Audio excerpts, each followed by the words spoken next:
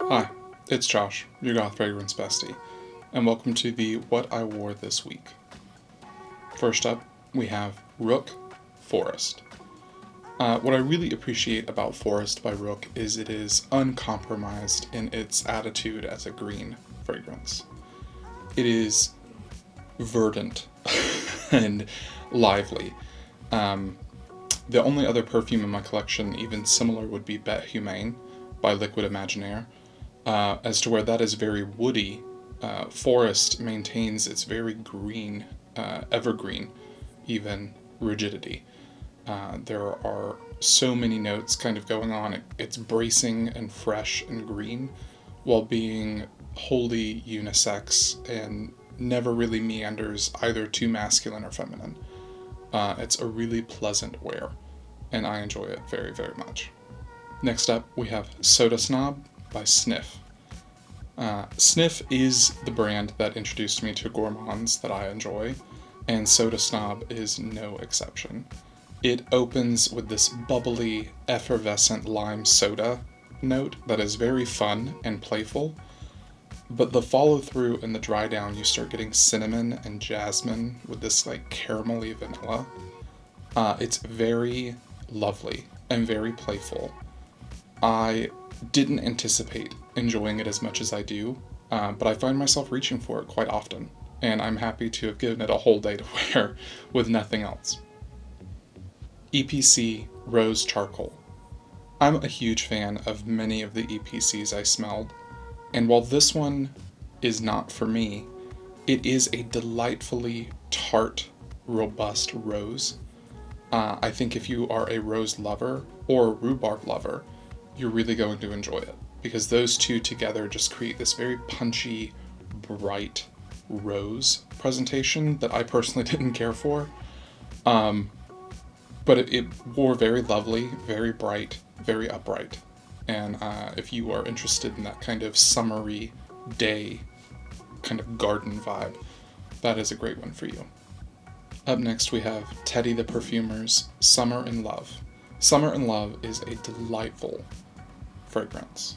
It's fresh, vibrant, probably the most photorealistic peach I've ever experienced in a perfume, and that's mixed with things like tomato leaf that really give you this fresh, nostalgic vibe. In my initial impressions of his 3 samples, I'm pretty sure I said this reminded me a lot of my grandmother picking fresh peaches in the summer, and that's very true. It's this nostalgic, lovely, cozy fragrance. Gallivant Brooklyn. It's described as the fizz of an urban playground, and I definitely think fizzy is a good word to describe this citrusy musk. I thoroughly enjoyed wearing it. If you want to see my comprehensive impression of the Brooklyn Discovery set, check out the video up there. But giving this a full day wear, I do think there's probably ISO-E pretty heavy in the concentration somewhere. I lost the fragrance after about an hour, but my dad, who I saw that day, was telling me I smelled really good, so it kind of kept the, I just became nose blind to it. But it kept performing, and it was a really lovely, after like 4 hours, I picked it back up and found this kind of musky, cashmere-y kind of vibe.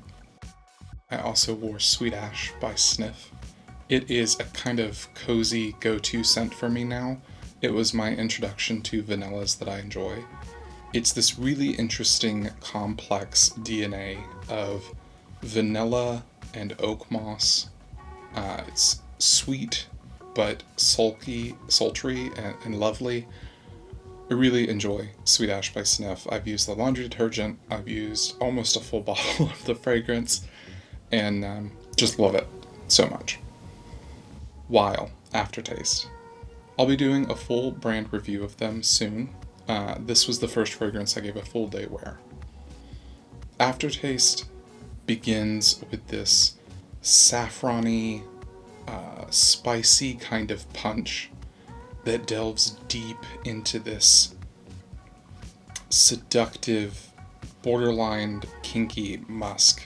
And there's ash and leather that come up, and the kind of visual that the fragrance description gives, but I fully embraced and follow through with, is this kind of morning after, the disheveled nightstand, smelling this lover on your sheets and on yourself, and investigating any bite marks that were left behind.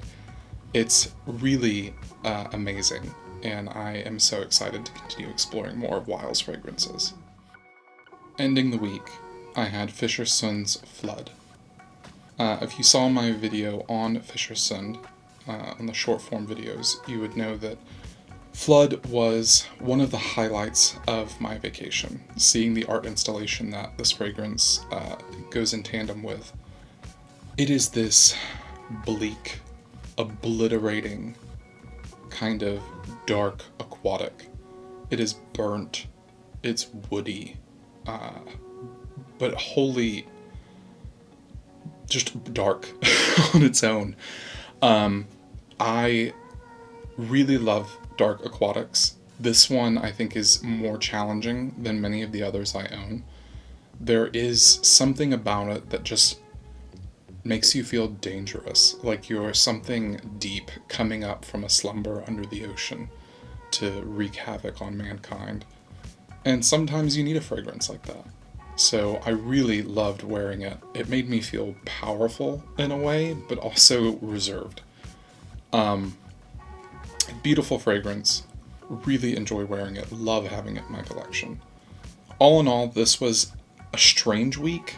The random generation that I do to build these trays is helping me explore my fragrance collection much more in depth, and making me analyze scent families in a way I never have before. This week was definitely a good example of that, where every day felt completely different and almost detached from the other. So please let me know what you wore this week. Let me know if there's anything you really want to see me review. Like, comment, and subscribe, and I'll see you next week. Thanks. Bye.